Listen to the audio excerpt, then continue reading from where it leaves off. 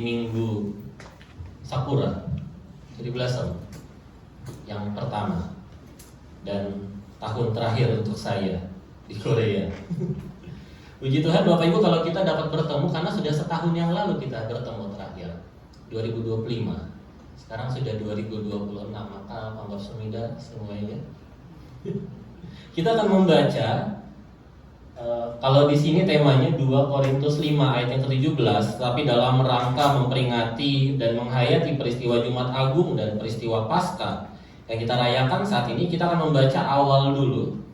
Pembacaan yang agak panjang, silakan buka di kitab Markus pasalnya yang ke-15. Kita akan membaca satu pasal penuh sampai dengan Markus pasal yang ke-16 ayatnya sampai dengan ayatnya yang ke-8.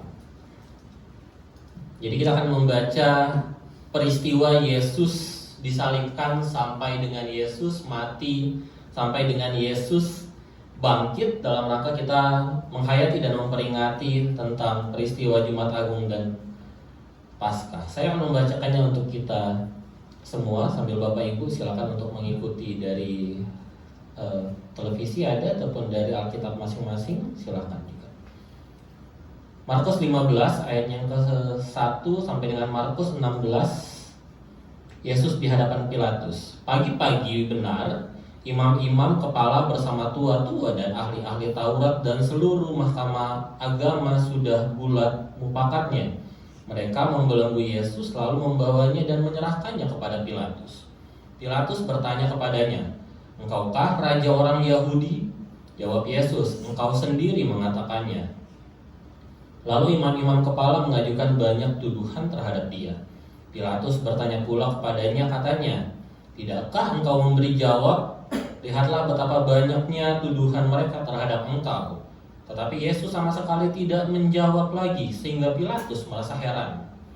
Telah menjadi kebiasaan untuk membebaskan satu orang hukuman pada tiap-tiap hari raya itu menurut permintaan orang banyak.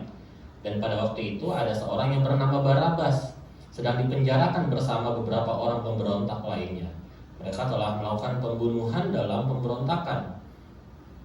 Maka datanglah orang banyak dan meminta supaya sekarang kebiasaan itu diikuti juga. Pilatus menjawab mereka dan bertanya, "Apakah kamu menghendaki supaya aku bebaskan raja orang Yahudi ini?" Ia memang mengetahui bahwa imam-imam kepala telah menyerahkan Yesus karena dengki. Tetapi imam-imam kepala menghasut orang banyak untuk meminta supaya Barabaslah yang dibebaskan bagi mereka. Pilatus sekali lagi menjawab dan bertanya kepada mereka, "Jika begitu, apakah yang harus kuperbuat dengan orang yang kamu sebut raja orang Yahudi ini?" Maka mereka berteriak lagi, katanya, "Salibkan dia." Lalu Pilatus berkata kepada mereka, "Tetapi kejahatan apakah yang telah dilakukannya?" Namun mereka makin keras berteriak, "Salibkanlah dia."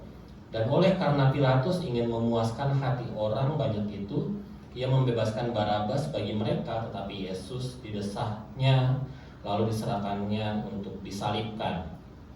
Ayat yang ke-16, Yesus diolok-olokkan.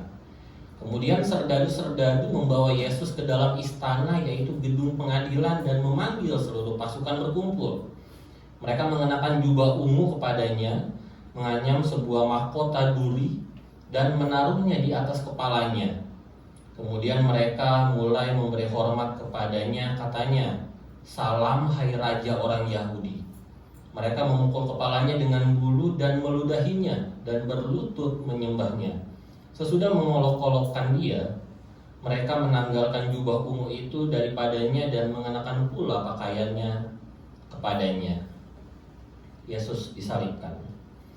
Kemudian Yesus dibawa keluar untuk disalibkan. Pada waktu itu lewat seorang yang bernama Simon orang Kirene, ayah Alexander dan Rufus, yang baru datang dari luar kota, dan orang itu mereka paksa untuk memikul salib Yesus. Mereka membawa Yesus ke tempat yang bernama Golgota, yang berarti tempat tengkorak. Lalu mereka memberi anggur bercampur mur kepadanya, tetapi ia menolaknya. Kemudian mereka menyalibkan dia, lalu mereka membagi pakaiannya dengan membuang undi atasnya untuk menentukan bagian masing-masing. Hari jam 9 ketika ia disalibkan, Dan alasan mengapa ia dihukum disebut pada tulisan yang terpasang di situ, Raja orang Yahudi. Bersama dengan dia disalibkan dua orang penyamun, seorang sebelah kanannya dan seorang di sebelah kirinya. Demikianlah genaplah nas Alkitab yang berbunyi, ia akan terhitung di antara orang-orang durhaka. Orang-orang yang lewat di sana menghujat dia dan sambil menggelengkan kepala mereka berkata, "Hai engkau yang mau merubuhkan bait suci dan mau membangunnya ke dalam 3 hari, turunlah dari salib itu, selamatkanlah dirimu." Demikian juga imam-imam kepala bersama-sama ahli Taurat mengolok-olokkan dia di antara orang sendiri dan mereka berkata, "Orang lain ia selamatkan, tetapi dirinya sendiri tidak dapat ia selamatkan. Baiklah Mesias, Raja Israel itu turun dari salib itu, supaya kita lihat dan percaya." Bahkan kedua orang yang disalibkan bersama-sama dengan dia mencela dia juga. Yesus mati. Ayat ke-33, pada jam 12 kegelapan meliputi seluruh daerah itu dan berlangsung sampai jam 3. Dan pada jam 3 berserulah Yesus dengan suara nyaring, "Eloi, Eloi, lama sabachthani," yang berarti, "Allahku, Allahku, mengapa engkau meninggalkan aku?" Mendengar itu beberapa orang yang berdiri di situ berkata, "Lihat, ia memanggil Elia." Maka datanglah seorang dengan bunga karang, mencelupkannya ke dalam anggur asam, lalu mencucukkannya pada sebatang bulu dan memberi Yesus minum, serta berkata, "Baiklah, kita tunggu dan melihat apakah Elia datang untuk menurunkan dia." Lalu berserulah Yesus dengan suara nyaring dan menyerahkan nyawanya. Ketika itu tabir bait suci terbelah dua di atas sampai ke bawah. Waktu kepala pasukan yang berdiri berhadapan dengan dia melihat matinya, demikian berkatalah ia, "Sungguh orang ini adalah Anak Allah." Ada juga beberapa perempuan yang melihat dari jauh, di antaranya Maria Magdalena, Maria ibu Yakobus muda, dan Yoses serta Salome. Mereka semuanya telah mengikuti Yesus dan melayani dia waktu ia di Galilea. Dan ada juga di situ banyak perempuan lain yang telah datang ke Yerusalem bersama-sama dengan Yesus. Yesus dikuburkan. Sementara itu hari mulai malam, dan hari itu adalah hari persiapan, yaitu hari menjelang Sabat. Karena itu Yusuf orang Arimatea, seorang anggota majelis besar yang terkemuka, yang juga menanti-nantikan kerajaan Allah, memberanikan diri menghadap Pilatus dan meminta mayat Yesus. Pilatus heran waktu mendengar bahwa Yesus sudah mati. Maka ia memanggil kepala pasukan dan bertanya kepadanya, apakah Yesus sudah mati. Sesudah didengarnya keterangan kepala pasukan, ia berkenan memberikan mayat itu kepada Yusuf. Yusuf pun membeli kain lenan, kemudian ia menurunkan mayat Yesus dari salib dan mengapaninya dengan kain lenan itu. Lalu ia membaringkan dia di dalam kubur yang digali di dalam bukit batu, kemudian digulingkannya sebuah batu ke pintu kubur itu.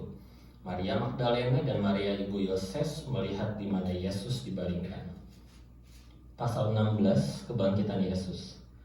Setelah lewat hari Sabat, Maria Magdalena dan Maria ibu Yakobus serta Salome membeli rempah-rempah untuk pergi ke kubur dan meminyaki Yesus. Dan pagi-pagi benar pada hari pertama minggu itu setelah matahari terbit, pergilah mereka ke kubur. Mereka berkata seorang kepada yang lain, "Siapa yang akan menggulingkan batu itu bagi kita dari pintu kubur?" Tetapi ketika mereka melihat dari dekat, tampaklah batu yang memang sangat besar itu sudah terguling. Lalu mereka masuk ke dalam kubur dan mereka melihat seorang muda yang memakai jubah putih duduk di sebelah kanan. Mereka pun sangat terkejut. Tetapi orang muda itu berkata kepada mereka, "Jangan takut. Kamu mencari Yesus orang Nazaret yang disalibkan itu. Ia telah bangkit, ia tidak ada di sini. Lihat, inilah tempat mereka membaringkan dia.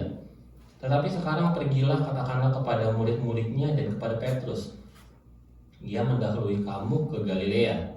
Di sana kamu akan melihat dia seperti yang sudah dikatakannya kepada kamu."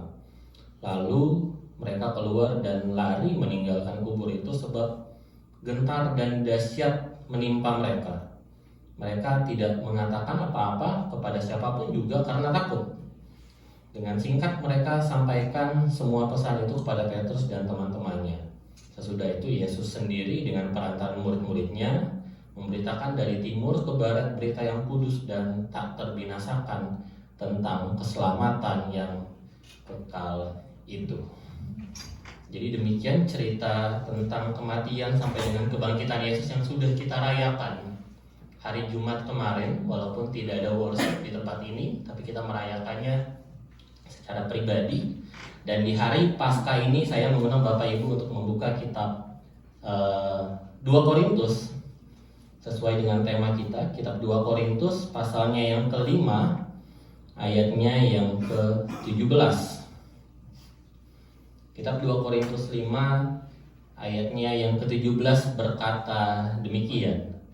Jadi siapa yang ada di dalam Kristus, ia adalah ciptaan baru. Yang lama sudah berlalu, sesungguhnya yang baru sudah datang.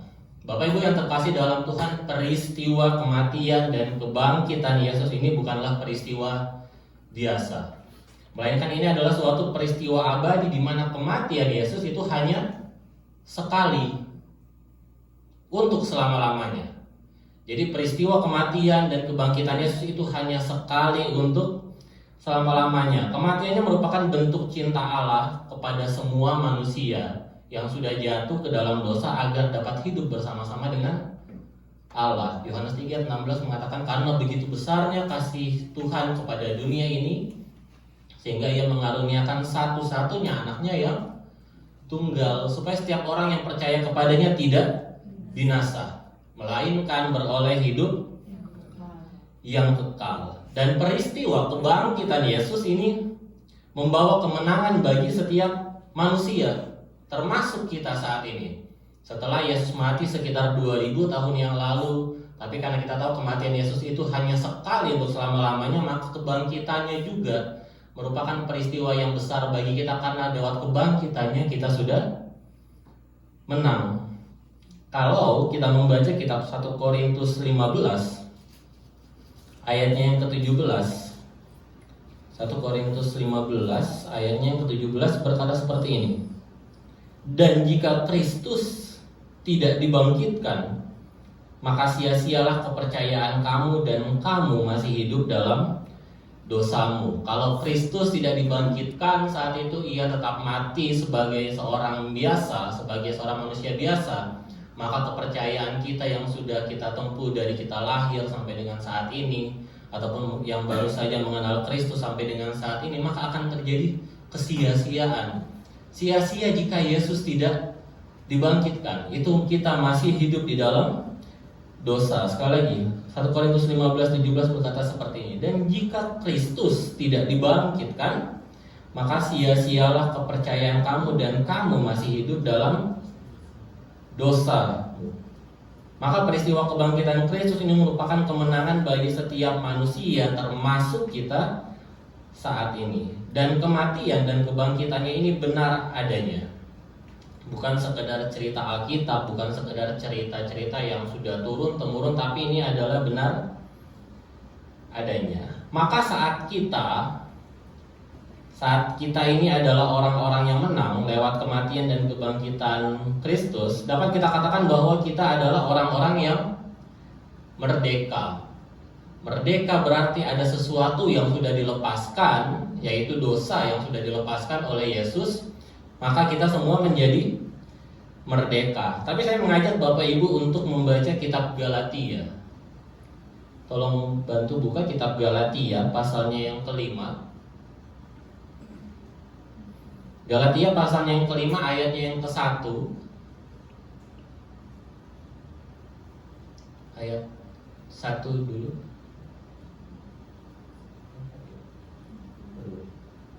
Ayat yang ke-1 berkata seperti ini. Supaya kita sungguh-sungguh merdeka, Kristus telah memerdekakan kita. Karena itu berdirilah teguh dan jangan mau dikenakan kuk perhambaan. Jadi karena kita sungguh-sungguh merdeka, karena Kristus telah memerdekakan kita, maka berdirilah teguh dan jangan mau lagi dikenai kuk perhambaan. Lanjut ayat yang ke-13. Ayat yang ke-13. Saudara-saudara, memang kamu telah dipanggil untuk merdeka, tetapi janganlah kamu mempergunakan kemerdekaan itu sebagai kesempatan untuk kehidupan dalam dosa, melainkan layanilah seorang akan yang lain. Jadi jangan mentang-mentang kita merasa bahwa Yesus telah memenangkan kita, maka suka-suka kita lah habis itu. Karena Yesus sudah mati untuk menebus dosa kita, maka kita terserah kita mau berbuat apa. Jangan seperti itu, karena kita sungguh-sungguh sudah merdeka, karena Kristus sudah memerdekakan, jangan lagi dikenakan hukum perhambaan. Dan karena kita telah dipanggil untuk merdeka, janganlah kita mempergunakan kemerdekaan itu sebagai kesempatan untuk hidup di dalam dosa. Jangan kita berpikir, nggak apa-apa, kan tahun depan masih ada Jumat Agung, kan? Tahun depan kan masih ada Paskah. Tahun depan kan Yesus mati lagi, gitu kan? Nanti hari Minggu Paskah bangkit lagi, gitu kan? Jangan ada pemikiran seperti ini. Gitu. Yesus itu telah mati dan bangkit sekali untuk selamanya. Maka saat Yesus sudah mati untuk menebus dosa Bapak Ibu, saat Yesus sudah bangkit juga untuk memenangkan kita dari dosa itu, jangan kita mempergunakan seperti ayat Alkitab, jangan kita mempergunakan kemerdekaan yang sudah kita dapat untuk kita hidup di dalam dosa. Sekali lagi jangan berpikir akan tahun 2027 masih ada Jumat Agung dan Paskah. Tidak apa-apa dong Tuhan, gitu kan. Nanti hari Minggu kan masih boleh pengakuan dosa lagi. Buat lagi. Minggu depannya kan masih ada lagi kan ibadah ya Tuhan ya. Nanti berdoa lagi, saya doa pengakuan dosa gitu. Jangan seperti itu. Sekali lagi, karena Yesus sudah memenangkan kita, karena Yesus sudah memerdekakan kita, maka jangan ada yang berpikir demikian, melainkan jangan mempergunakan kemerdekaan yang sudah kita peroleh ini untuk hidup lagi di dalam dosa. Jangan. Maka kebangkitan Kristus juga ini menjadi tanda di dalam kehidupan kita, bahwa kita mempunyai kehidupan yang baru. Tolong garis kembali lagi di pembacaan 2 Korintus. Kebangkitan Kristus ini menjadi tanda dalam kehidupan kita bahwa kita mempunyai kehidupan yang baru. Jadi siapa yang ada di dalam Kristus, ia adalah ciptaan baru. Yang lama sudah berlalu, sesungguhnya yang baru sudah datang. Di dalam Kristus berarti juga menyatu dengan Kristus. Semua yang ada, siapa saja yang ada di dalam Kristus berarti itu termasuk juga menyatu dengan Kristus. Dan ini menandakan bahwa menyatu ini mengalami penyatuan dalam penyalipan, penyatuan di dalam kematiannya Yesus, penyatuan di dalam penguburan, sampai kepada penyatuan di dalam kebangkitan. Roma 6 ayatnya yang ke-5 dan 6. Roma pasalnya yang ke-6 ayatnya yang ke-5 dan ke-6 berkata demikian. Dan pengharapan tidak mengecewakan. Roma 6 ayatnya yang ke-5 dan ke-6 seperti ini. Sebab jika kita telah menjadi satu dengan apa yang sama dengan kematiannya, kita juga akan menjadi satu dengan apa yang sama dengan kebangkitannya. Karena kita tahu bahwa manusia lama kita telah turut disalibkan supaya tubuh dosa kita hilang kuasanya, agar jangan kita menghambakan diri lagi kepada dosa. Karena itu Paulus di dalam kitab-kitabnya mengatakan, jadi jika kita telah mati dengan Kristus, kita juga percaya bahwa kita akan hidup bersama-sama dengan Kristus, dan maut atau kematian itu tidak akan lagi berkuasa atas kita karena Kristus telah mengalahkannya. Di mana penegasan Paulus tentang hidup di dalam Kristus atau menjadi satu dengan Kristus menunjukkan adanya rekonsiliasi bagi manusia yang sudah diperdamaikan dengan Allah. Adanya rekonsiliasi, adanya penyatuan kembali antara manusia yang sudah jatuh jauh ke dalam dosa dengan Allah yang suci dan kudus itu. Lewat kematian Kristus dan lewat penyatuan ini menunjukkan sekali lagi adanya rekonsiliasi bagi manusia yang sudah diperdamaikan dengan Allah. Sebab dalam Kristus kita dibenarkan sehingga tidak ada lagi penghukuman bagi mereka yang ada di dalam Kristus. Dan Allah melihat manusia atau kita semua bukan lagi tentang keberdosaannya kita, melainkan Allah melihat melalui kebenaran dalam Kristus yang telah dikenakan kepada manusia melalui karyanya di atas kayu salib. Maka Bapak Ibu, saat kita sudah menyatu, saat kita sudah ada di dalam Kristus, kita semua ini adalah ciptaan baru. Menjadi ciptaan baru bukan berarti kita harus dilahirkan kembali sama seperti manusia saat datang pertama kali ke dunia. Bukan berarti kita harus masuk lagi ke dalam rahim ibu kita gitu kan. Mam boleh keluarin lagi gitu kan. Bukan berarti seperti itu. Menjadi ciptaan baru artinya kita harus meninggalkan kehidupan kita yang lama, karena kita sudah mati dan meninggalkan manusia yang lama yang penuh dengan dosa dan menjadi ciptaan baru. Manusia baru yang kehidupannya sepenuhnya ada di dalam rencana dan sepenuhnya ada di dalam rancangannya Allah. Menjadi manusia baru sekali lagi bukan berarti kita harus terlahir kembali seperti saat kita datang ke dunia, tetapi menjadi manusia baru, menjadi ciptaan baru harus meninggalkan dosa-dosa kita yang lama dan masuk ke dalam kehidupan yang sepenuhnya ada di dalam rencana dan rancangannya Allah. Karena yang lama sudah berlalu, di kitab 2 Korintus tadi, karena yang lama sudah berlalu mengartikan bahwa kehidupan kita yang dahulu sudah tidak kita bawa lagi, itu sudah berlalu. Jangan karena kita sudah masuk ke dalam kerajaannya Allah, sudah masuk di dalam rencana-rencananya Allah, tetapi masih kita sisipkan manusia-manusia lama kita, masih kita sisipkan entah di kantong gitu kan. Ini nggak boleh ketinggalan ini. Kalau ini ketinggalan udah nggak gaul lagi nih gitu. Atau kalau ini ketinggalan nanti udah nggak rame lagi nih, jadi harus bawa ini. Tidak boleh seperti itu. Karena yang lama sudah berlalu, sekali lagi mengartikan bahwa kehidupan kita yang dahulu sudah tidak kita bawa lagi, karena itu sudah berlalu atau sudah lewat dan bukan menjadi kejadian lagi dalam kehidupan kita. Kalau kita membaca sekali lagi di kitab 2 Korintus pasalnya yang kelima, tapi kita baca ayat yang ke-15 berkata seperti ini.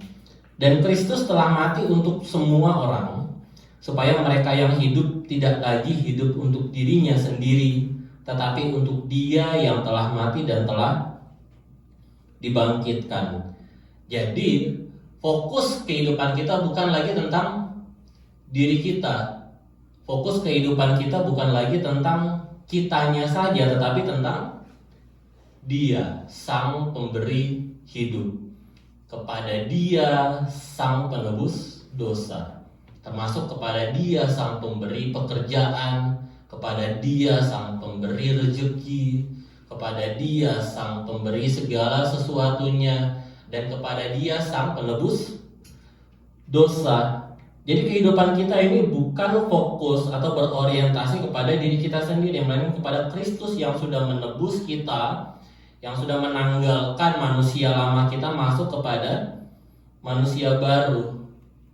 Dan sesungguhnya yang baru sudah datang, mengartikan bahwa kehidupan kita sepenuhnya sudah baru, sudah tidak mabuk gitu kan, sudah tidak tidak narkoba mungkin, sudah tidak pornografi, sudah tidak berbohong gitu kan. Karena yang baru ini sudah datang. Kita tidak lagi melakukan hal-hal yang jahat, atau kita sudah tidak lagi melakukan hal-hal yang tidak disukai Tuhan, karena kita sudah masuk ke ciptaan yang baru. Sesungguhnya yang lama sudah berlalu dan yang baru sudah datang. Ada satu lagu rohani Indonesia yang mengatakan seperti ini, bukan dengan barang fana kau membayar dosaku, kan? Juga bukan dengan emas perak kau menebus diriku, oleh segenap hati dan pengorbananmu. Itu ada di 1 Petrus 1. 1 Petrus 1. Mana kita pembacanya ya? 1 Petrus 1 ayatnya yang ke-18 dan 19 berkata seperti ini. Sebab kamu tahu bahwa kamu telah ditebus dari cara hidupmu yang sia-sia yang kamu warisi dari nenek moyangmu, itu bukan dengan barang yang fana, bukan pula dengan perak atau emas, melainkan dengan darah yang mahal, yaitu darah Kristus yang sama seperti darah anak domba yang tidak bernoda dan tidak bercacat, bukan dengan harta-harta yang fana, walaupun emas dan perak waktu itu, saya kurang tahu di Korea naik atau enggak, tapi di berita-berita Indonesia harga emas dan perak itu sempat tinggi sekali, maka banyak orang yang satu membeli emas, berapa hari kemudian dia jual lagi.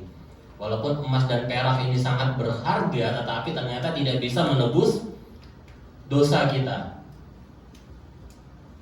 Sekali lagi ayat 18, sebab kamu tahu bahwa kamu telah ditebus dari cara hidupmu yang sia-sia yang kamu warisi dari nenek moyangmu, itu bukan dengan barang yang fana, bukan pula dengan perak atau emas, melainkan dengan darah yang mahal, yaitu darah Kristus yang sama seperti darah anak domba yang tidak bernoda dan tidak bercacat.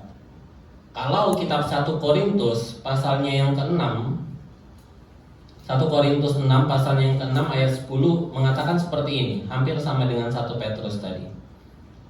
1 Korintus 6 ayatnya yang ke-10 berkata seperti ini.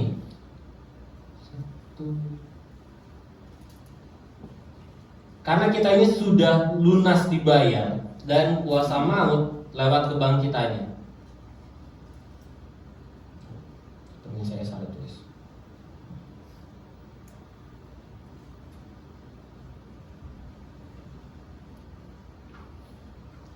Oh, 1 Korintus 6 ayat yang ke-20.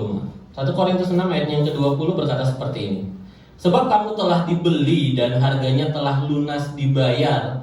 Karena itu muliakanlah Allah dengan tubuhmu. Kematian Yesus sudah menebus kita dari segala dosa. Kematian Yesus sudah menebus kita dari segala kejahatan, bahkan terhadap maut. Dan lewat kebangkitannya kita sudah menang. Kita sudah dibeli dan harganya telah lunas dibayar lewat darah Kristus. Maka 1 Korintus 6 ayat yang ke-20, sebab kamu telah dibeli dan harganya telah lunas dibayar, maka muliakanlah Allah dengan tubuhmu. Sekali lagi, tubuh kita telah ditanggalkan manusia-manusia lama dan masuk ke ciptaan baru yang sudah sesuai dengan rancangan dan rencananya Allah. Maka sekali lagi, muliakanlah Allah dengan tubuhmu. Jangan kita merasa seperti yang saya katakan sebelumnya, kita sudah ditebus, kita sudah dimenangkan, kita sudah merdeka, tapi kita berpikir kan masih ada Jumat Agung lagi tahun depan gitu kan. Kalau bertemu tahun depan, kalau tidak bertemu selesai sudah, gitu kan. Kan masih ada Paskah tahun depan, kan Yesus tahun depan mati lagi kan gitu. Kalau bertemu alhamdulillah gitu kan. Kalau tidak bertemu innalillahi wa inna ilaihi rajiun, sampai bertemu kalau gitu kan. Kalau bertemu puji Tuhan, kalau tidak bertemu astagfirullah gitu kan.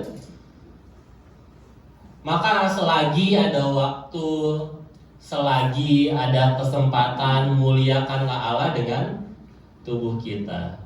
Lewat apa? Lewat pelayanan di IC Emsong bisa, jadi yang bisa main musik gitu kan, yang bisa operator, yang bisa WL. Kalaupun tidak ada kesempatan ataupun ada halangan untuk melayani di gereja, muliakanlah Allah dengan tubuhmu di sekitar. Dengan cara apa? Berbuat baik, tapi jangan terlalu baik. Nanti ada orang beli di CU harga 100.000 kamu bayarin gitu kan. Oh berarti nih 1 hari kerja itu. Muliakanlah Allah dengan tubuhmu di tempat kerja, saling membantulah. Kalau ada yang susah bisa dibantu, gitu kan. Muliakanlah Allah dengan tubuhmu di keluargamu, karena kita semua adalah perantau di sini, mungkin bisa berbagi sedikit berkat dengan keluarga di Indonesia, dengan keluarga di Malaysia. Muliakanlah Allah dengan tubuhmu bisa kita lakukan dengan banyak caranya. Banyak sekali caranya. Roma 12 ayat 1 mengatakan persembahkan tubuh kita sebagai persembahan yang hidup, sebagai persembahan yang kudus, sebagai persembahan yang berkenan kepada Allah. Maka itu muliakanlah Allah dengan tubuh kita, dan lewat kematian serta kebangkitan Tuhan Yesus Kristus yang adalah Tuhan dan Juru Selamat kita, kita sudah menjadi ciptaan yang baru. Kita sudah menjadi manusia yang baru. Maka jangan sekali-sekali dikenakan kuk perhambaan, dan jangan sekali-sekali mempergunakan kemerdekaan yang sudah kita dapati di saat ini untuk kembali lagi hidup di dalam kehidupan yang jauh daripada Allah. Amin untuk kebenaran firman Tuhan. Bisakah kita menyanyi lagu yang di itu tadi? Waktu kecil kita meminta bantuan dari worship leader dan singers.